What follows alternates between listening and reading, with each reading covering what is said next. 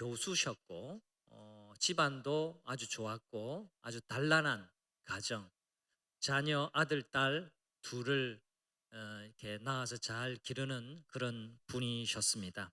그런데 말입니다. 갑작스럽게 이 남자 집사님이 기억 상실증에 걸려서 온 가족들이 다 어려움에 시달리게 되는 것을 제가 가까이서 지켜본 적이 있습니다. 우리 젊은 분들은 2004년에 개봉되었던 내 머릿속의 지우개라는 그 유명한 영화도 아마 아는 분이 계실 겁니다. 알츠하이머 증후군, 이제 기억 상실증을 이제 병명, 학명으로 말하자면 일종의 알츠하이머 증후군이라고 하는데, 이 알츠하이머 증후군은 정상적인 노화 과정에서 생기는 질환이 아니기 때문에 젊은 나이에도 얼마든지 일어나기도 합니다. 그걸 제가 30대 초반에 교회 안에서 직접 목격했습니다. 여기 계신 연세가 많은 분들이 제일 염려하고 걱정하는 질병 중에 하나가 치매일 겁니다. 치매, 말만 들어도 별로 유쾌하지 않으시죠? 그렇죠. 치매, 나하고는 안 친해졌으면 좋겠다라고 하는 것이 우리 어르신들의 또 열망일 겁니다. 치매도 다른 질병과 마찬가지로 예방과 조기 발견이 중요하고 적절한 약물 치료를 받는 것이 필요합니다. 우리 교회는 해운대구 보건소와 협력해서 치매 안심 선도단체로 MOU를 협약을 맺었어요. 그래서 여러분 오늘 교회 오실 때 새로 설치한 자동문 괜찮았습니까? 네. 새로 설치한 자동문 바로 오른편 벽면에 보면 작은 도서관, 옹달샘 작은 도서관 그 현판 위에 주황색으로 치매 안심 선도단체 해운대구 보건소 동부산 교회 이렇게 협약을 해서 현판을 걸어 놓았습니다. 그래서 상반기 하반기 5주 혹은 8주 정도 이 치매 교육을 하고 치매 예방 교육하고 치매 진단하고 치매를 예방하는 캠페인을 하는 장소로 우리 교회가 제공을 하고 있으며 같이 협력하고 있습니다. 또 봄 되면 이런 홍보가 나가면 또 우리 어르신들 오셔서 진단도 받고 또 교육도 받으시면 좋겠습니다. 우리가 살아가면서 알츠하이머 증후군이나 치매 질병도 조심해야 하겠습니다만 신앙의 기억 상실증도 우리 모두 매우 매우 주의하면서 살아야 합니다. 오늘 말씀 1절과 2절을 세 번역으로 다시 한번 보도록 하겠습니다. 세 번역이니까 같이 한번 읽도록 하겠습니다. 사랑하는 여러분, 나는 여러분에게 이 두 번째 편지를 쓰고 있습니다. 두 편지로 나는 여러분의 기억을 되살려서 여러분의 순수한 마음을 일깨우려고 합니다. 그렇게 해서 거룩한 예언자들이 이미 예언한 말씀과 주님이신 구주께서 여러분의 사도들을 시켜서 주신 계명을 여러분의 기억 속에 되살리려는 것입니다. 여기 잘 보세요. 베드로 사도가 전하는 말씀의 핵심은 기억에 관한 것입니다. 여러분의 기억을 되살려서 여러분의 순수한 마음을 일깨우려고 지금 합니다. 하나님의 말씀과 사도들을 통해서 우리 주님이 주신 계명이 있지요. 여러분의 기억 속에서 되살아나기를 간절히 바랍니다. 라고 베드로 사도가 편지하고 있습니다. 이렇게 기억이라는 말을 반복하고 있어요. 왜 베드로 사도는 성도들에게 여러분의 기억을 되살려야 합니다라고 당부하고 있을까요? 당시 초대 교회를 흔들었던 두 가지 큰 문제 때문에 그렇습니다. 첫 번째, 초대 교회 성도들이 직면한 큰 문제는 로마 정부와 사회로부터 오는 엄청난 박해였습니다. 지금과는 다르게 초대교회 성도들은 그리스도인이라는 이유로 온갖 불이익을 당했습니다. 요즘하고는 너무나 다르죠. 오늘 교회 오신다고 누가 가로막던가요? 오늘 교회 온다고 여러분에게 몽둥이 찜질하거나 욕하거나 하는 사람이 없을 겁니다. 그런데 2000년 전 교회가 처음 생겨나던 당시 로마의 식민지로 있고 온 로마의 통치를 받던 그때는 그리스도교가 아주 소수의 종교였고 그리스도교를 믿는 사람들은 아주 특별해 보였습니다. 왜냐하니까 이들이 유별나게 황제 숭배를 거부했기 때문에 그렇습니다. 로마 제국은 황제를 신처럼 떠받들었습니다. 황제의 형상을 동전에 새겨놓고 황제의 형상을 가는 곳곳마다 그 통치 국경마다 세워놓으면서 황제를 신으로 추앙하던 시대가 바로 로마 제국의 시대였습니다. 그런데 그리스도인들은 달랐어요. 황제 숭배를 하지 않았습니다. 그들의 주는 예수라고 고백했습니다.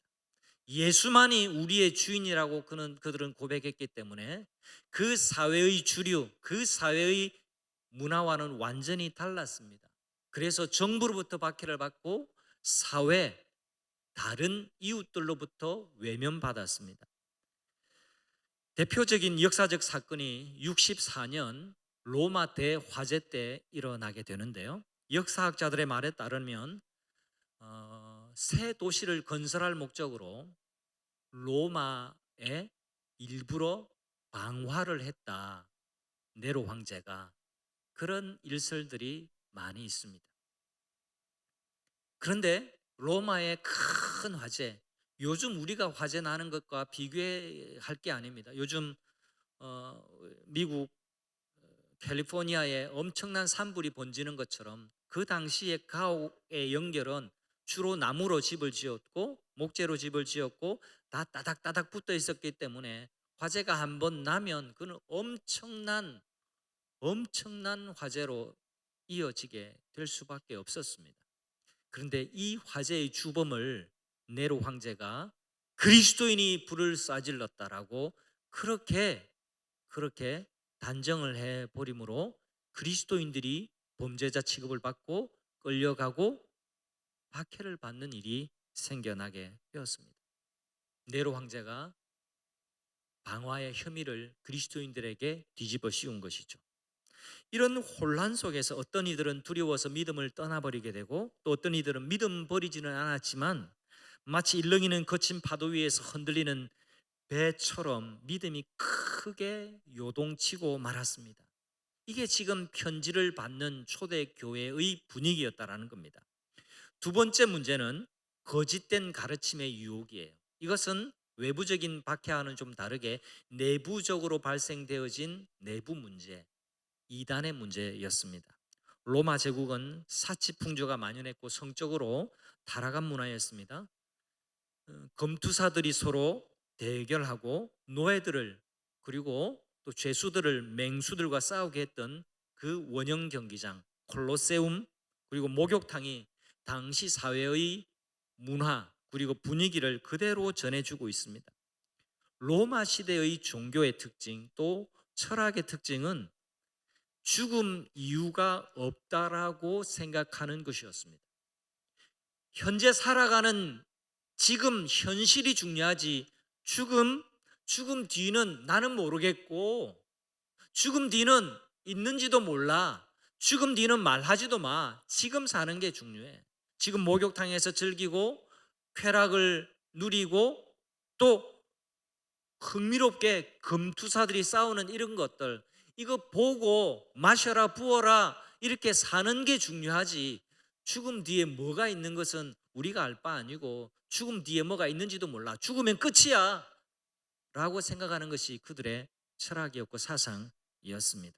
그래서 죽음에 대한 고민이 없었기 때문에 그들의 삶은 철저하게 현실적이었고 쾌락 중심의 삶을 살았습니다.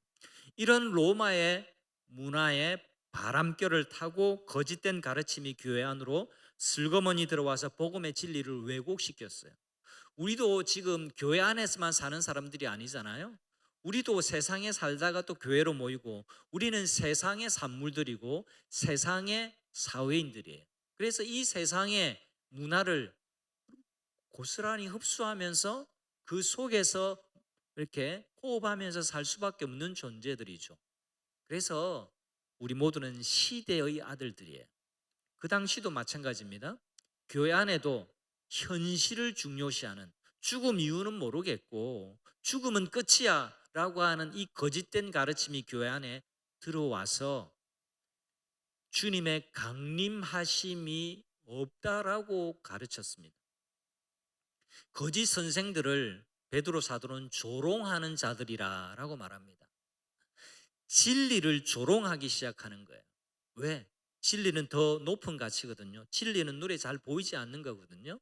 그래서 눈에 보이지 않는다고 조롱하는 거예요. 태도가 그런 거예요. 그래서 이 조롱하는 자들이 와서 뭐라고 이야기하느냐? 그 교회 안에 독버섯 같은 말들이 돌아다녔어요. 그리스도가 다시 오신다라는 약속이 어디 갔냐? 예수님이 다시 오신다고 정말 그럴까? 아직도 그걸 믿니? 그 구닥다리 같은 걸 믿어? 그 증명되지 않은 걸 믿어? 그건 아니야. 지금이 중요하지. 그것 믿고 그렇게 구닥다리 같이 사는 게 그게 행복하다고 생각해? 이게 교회 안에 퍼지는 독보석 같은 가르침이었습니다. 믿음을 조롱했습니다. 박해가 두려움을 주고 거짓된 가르침이 의심을 불러일으킬 때 베드로는 성도들에게 편지했습니다. 다시 1, 2절 말씀을 제가 읽어드립니다. 귀 기울여 들어보십시오. 이 두 편지, 베드로 전후서입니다. 이 두 편지로 너희의 진실한 마음을 일깨워 생각나게 하여, 편지를 보낸 목적이 여기 드러나게 되는 겁니다. 여러분의 진실한 마음을 일깨우기 위해서 이 두 편지를 보낸다. 곧 거룩한 선지자들이 예언한 말씀, 구약의 말씀입니다. 주 되신 구주께서 너희의 사도들로 말미암아, 사도들은 예수님의 행적과 말씀들을 직접 귀로 듣고 예수님을 만진바되고 같이 생활하고 목격했던 사람들입니다. 이 사도들로 말미암아 명하신 것을 기억하게 하려 하노라. 이 편지를 통해서 여러분의 기억을 다시금 나게 한다. 철로 역정은 성경 담으로 많이 읽힌 책이라고 그렇게 알려져 있습니다. 우리 1층 옹달샘 작은 도서관에 보면 철로 역정이라는 책이 있는데 여러분 꼭 한번 읽어보시기를 바래요. 비유적으로 하나님의 나라를, 비유적으로 이 신앙의 투쟁을, 신앙의 생활을 잘 그려놓은 너무너무 좋은 신앙 고전입니다. 여러분이 들려드렸던 한 대목을 오늘 반복하는 것을 여러분 이해하시기를 바랍니다. 철로역정에 나오는 이야기 한 대목입니다. 주인공의 이름이 크리찬이에요. 다 비유이기 때문에 이름들도 다 신앙적인 용어 또 의미를 담고 이야기를 합니다. 이 크리찬이 순례의 길 여행을 하다가 소망이라는 한 사람을 만나서 이제 벗삼아서 천국을 향해서 여정을 걸어가고 있는데 의심의 성에 도달하게 됩니다. 의심의 성에 들어가는데 이 의심의 성에서 갇혀버려요. 그리고 이 의심의 성에 살던 거인을 만나게 되는데 이 거인의 이름이 절망입니다. 이 절망 거인이 이 크리스찬과 소망을 붙들고 지하 감옥에 쳐넣어 버립니다. 그리고 감금하고 시간 날 때마다 내려와서 몽둥이로 두들겨 패고 찌르고 때리고 침뱉고 욕하고 죽인다고 하고 막 그렇게 위협을 했습니다. 너무너무 괴로운 나머지 둘이 감옥에 갇혀서 손을 맞잡고 간절히 밤중에 기도를 했습니다. 근데 기도하다가 크리스찬이 어이쿠 하고 소리를 질렀습니다. 아이쿠 이 바보야 이 멍충아 하면서 소리를 지르는데 왜냐 하니까 자기 호주머니 안에 열쇠가 있다라는 것을 깜빡하고 있었던 거예요. 그 열쇠의 이름이 약속이라는 겁니다. 약속이라는 이 열쇠가 있는데도 문 열고 그냥 나가면 되는데 문 열고 나가지 못하고 그 절망 거인에게 그렇게 괴롭힘을 당하고 있었던 거예요. 기도하다가 그걸 깨닫고는 절망 거인이 자리를 비운 사이에 조심스럽게 감옥의 문을 열고 그리고는 의심의 성을 벗어나게 되는 한 이야기 토막이 있습니다. 여러분, 이건 우리 신앙생활의 중요한 장면을 비유적으로 얘기해 주는 건데요. 베드로 후서도 마찬가지고 철로 역정 이야기도 마찬가지입니다. 이 모든 것은 오늘날 우리가 살아가는 이야기와 너무나도 같습니다. 하나님께서는 사도 베드로를 통해서 우리에게 동일하게 말씀하고 계십니다. 우리가 무엇을 기억하며 살아야 할까요? 핵심은 우리는 하나님의 약속을 기억하면서 살아야 합니다. 하나님의 약속은 많은 것을 담고 있습니다. 그 중에 주님이 다시 오신다, 재림하신다, 이 약속을 믿어야 하고, 이 약속뿐만 아니라 주님은 살아계실 뿐만 아니라 재림하실 주이신 뿐만 아니라 지금도 내가 이 땅에 살고 있을 때에 나를 돌아보시고 나를 사랑하시고 나를 변함없이 붙들고 계시는 분이라는 것.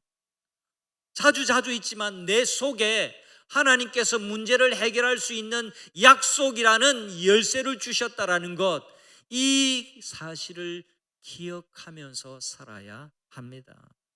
3절 4절에 보면 말세에 조롱하는 자들이 와서 이런다라는 겁니다. 야, 주께서 강림하신다는 약속 어디 있니? 오신다 했는데 지금 수년이 지나도 안 오시지 않냐? 그 약속이 이루어질 기미도 안 보인다. 야, 너 아직 그거 믿고 있니? 그렇게 조롱한다라는 겁니다. 성도 여러분, 사도신경은 우리가 믿는 믿음의 핵심을 잘 정리해 놓은 신앙 고백서입니다. 그 중에 우리 다 아시죠? 같이 해볼까요?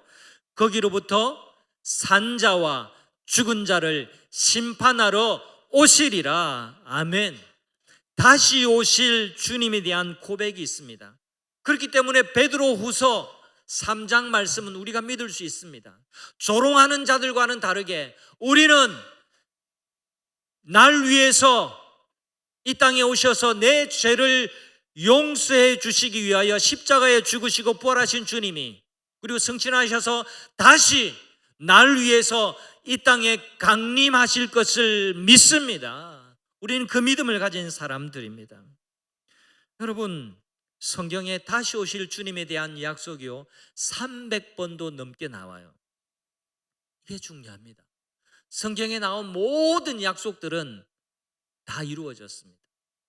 그렇기 때문에 주님의 강림이 지금 이루어지지 않았지만 주님의 강림도 머지않아 오게 될 줄 믿으시기를 바랍니다. 이렇게 좀 설명해 보고 싶습니다. 약속이라는 게 뭐냐? 여러분, 우리가 약속을 믿으면 달라진 삶을 살 수 있어요. 좀 오래되었지만 며칠 안 됐어요. 작년이지만 며칠 안 된 성탄절에 있었던 이야기, 성탄주일에 있었던 이야기를 좀 들려드릴까 합니다. 22일 주일이었는데 21일 주일 오후에는 이 자리에 안 계셨던 분도 계셔서 제가 조금 상세하게 설명할게요. 20일 오후 주일에는 우리 성탄 행사를 매년 하거든요. 우리 교육부에서 주관해서 우리 유치부도 깜찍하고 이쁘게, 우리 초등부 교회 학교도 이쁘게, 우리 중고등부도 기발하고 또 발랄하게, 우리 청년회도 아주 은혜롭게 잘 했는데 올해 우리 청년들이 뮤지컬을 준비를 했어요. 그래서 증인이라는 뮤지컬을 했는데 너무너무 감동적으로 봤어요. 우리 오후에 참석하신 분 대답해 주세요.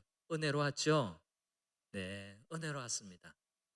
제 기대와는 다르게 너무 은혜로웠어요. 그래서 제가 미안하다 하면서 기대를 별로 안 한 것에 대한 미안함도 있고 또 너무 은혜롭게 해준 것에 대한 수고로움에 대한 감사도 있고 해서 제가 원래 그 행사에 오기 전에 제가 계획도 안 했지만 제가 너무 감동을 받고 너무 기분이 좋아서 수고했다고, 밥 사 먹으라고 20만 원 제가 찬조한다고 제가 마지막 기도하기 전에 이야기했어요. 네. 그러니까 지금 청년들이 아주 표정이 좀 달라졌는데 그때 막 좋다고 막 그랬어요. 우리 청년들 여기 있는데 밥 맛있게 사 먹었어요? 아, 그래. 그래. 그, 저 말고도 두 분이 더 찬주해 주셔서 좀 여유 있게 좋은 데 갔던 것 같아요. 그런데 바로 그 장면을 제가 좀 설명드리려고 해요. 제가 현금 준 거는 일주일 뒤에 줬어요.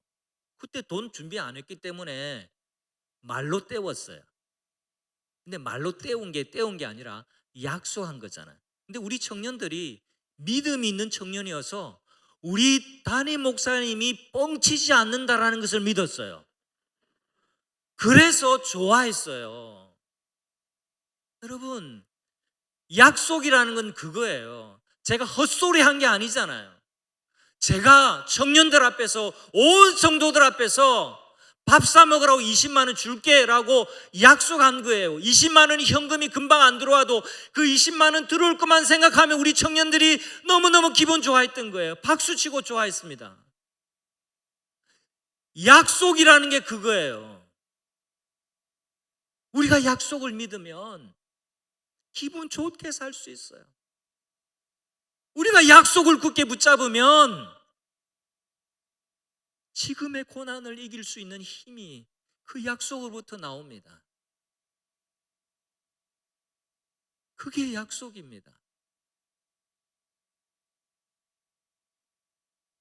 박해를 당하고 거짓된 가르침 때문에 약속에 대해서 의심이 생기는 그때에 믿음이 흔들리던 그 성도들에게 베드로 사도는 예언의 말씀, 하나님께서 선지자들을 통해 주셨던 그 이미 주셨던 예언의 말씀을 기억하고 예수님을 보고 느끼고 그 말씀을 직접 들었던 이 사도들이 전한 말씀을 기억하십시오라고 지금 박해를 당하고 의심의 성에 갇히기도 하는 이 성도들 향해서 권면하고 있는 겁니다.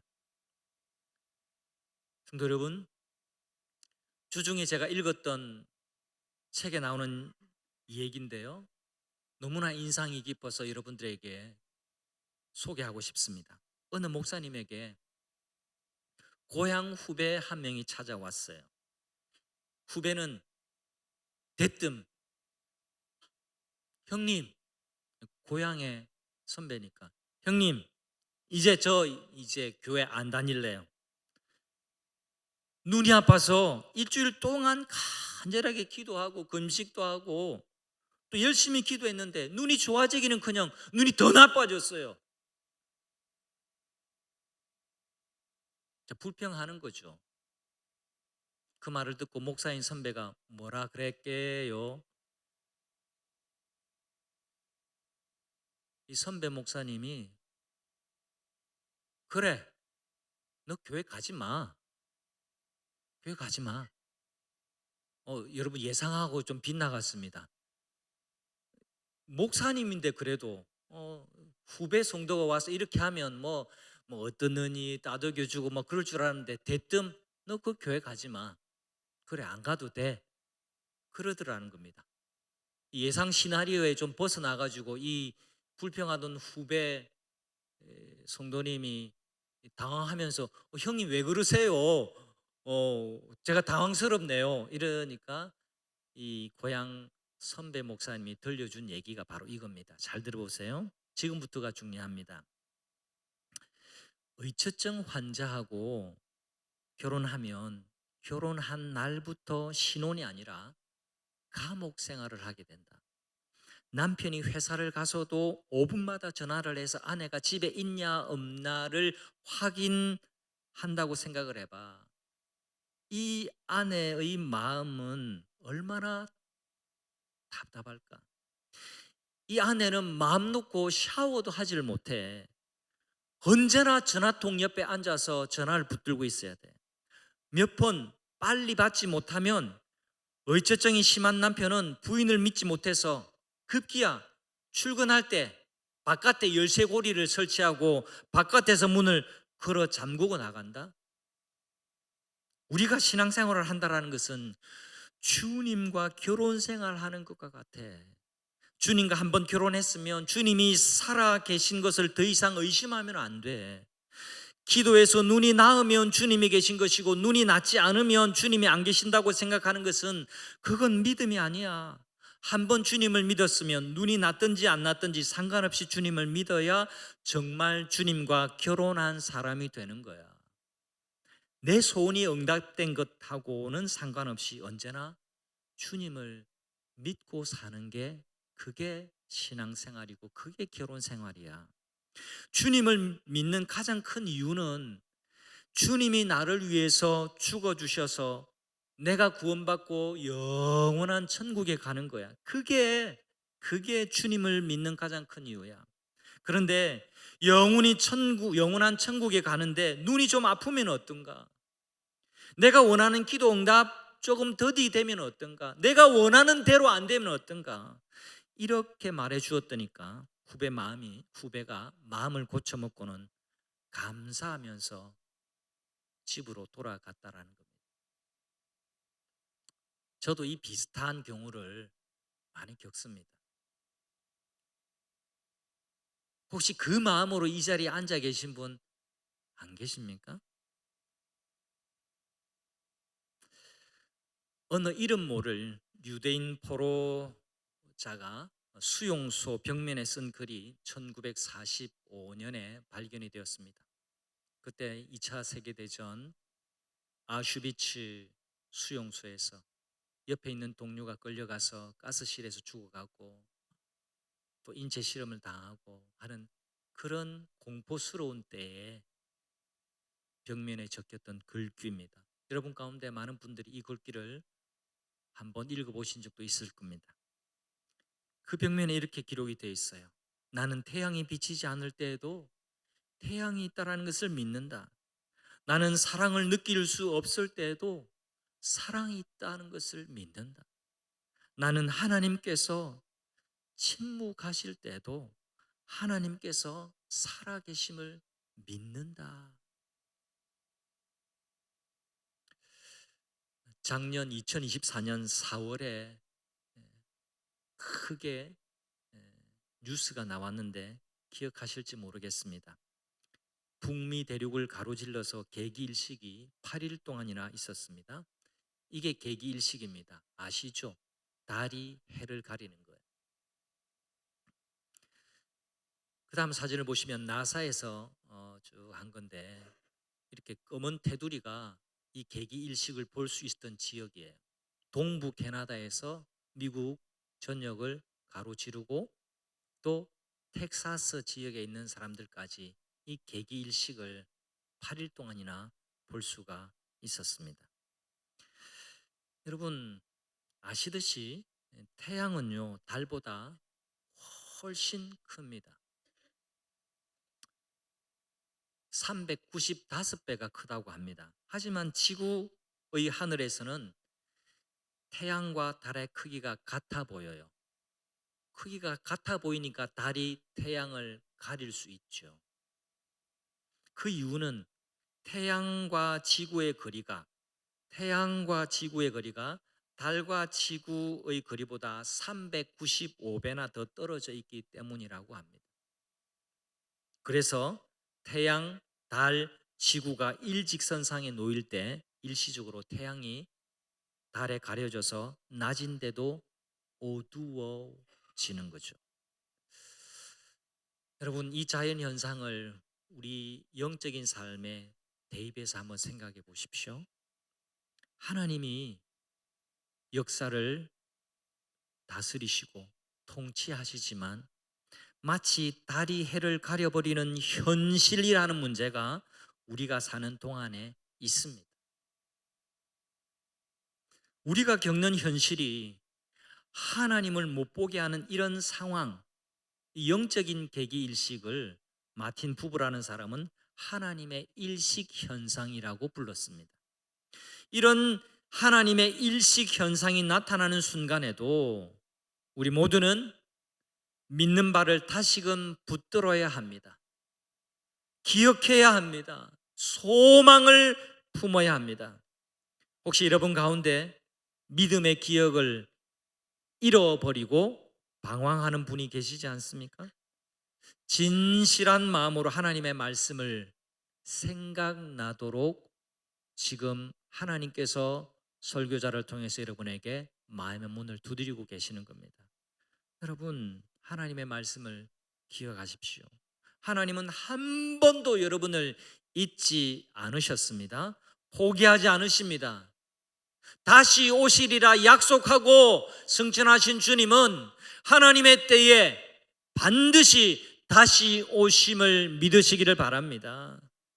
요 며칠 조금 시원했어요. 추웠다고 말하기에는 큰 추위는 아니었던 것 같은데 요 며칠 좀 영하권으로 많이 내려갔습니다. 그런데 여러분 잘 생각해 보세요. 그럼에도 불구하고 봄은 어김없이 추운 겨울을 밀어내고 찬란한 봄을 내뿜고 우리를 찾아오게 될 겁니다. 여러분 이건 믿으시죠? 이건 어떻게 믿으세요? 2달이나 남았는데 그거 어떻게 믿으세요? 아직 봄옷 입을 때도 안 됐는데 그거 어떻게 믿어요? 그거 믿으시죠? 대답 좀 해주세요. 여러분 2달 있으면 봄이 온다는 걸 믿으시죠? 이 추운 겨울이 봄을 이길 수 없다는 것을 아시고 믿으시죠? 그건 믿는데 왜 우리는 하나님의 약속은 잘 못 믿을까요? 여러분 지금 추운 겨울을 지나고 있어도 추운 겨울에 너무 시선과 마음을 빼앗기지 마시기를 바랍니다. 약속을 꺼내세요. 그리고 주님의 약속의 말씀을 믿고 사시기를 바랍니다. 때때로 현실이라는 문제와 겹쳐서 하나님이 보이지 않을 때가 있지만 벽면에 쓴 유대인의 고백을 다시 한번 떠올려 보시기를 바랍니다. 하나님이 침묵하시는 시간과 그 순간에도 하나님이 살아계심을 믿는다. 그것처럼 하나님은 여전히 살아계심을 믿으시고 역사하심을 믿어야 될 줄 믿습니다. 오늘 예배가 여러분의 진실한 마음을 일깨우는 예배가 되기를 축원합니다. 살아계신 하나님의 말씀을 기억하는 성도님들이 다 되시기를 주님의 이름으로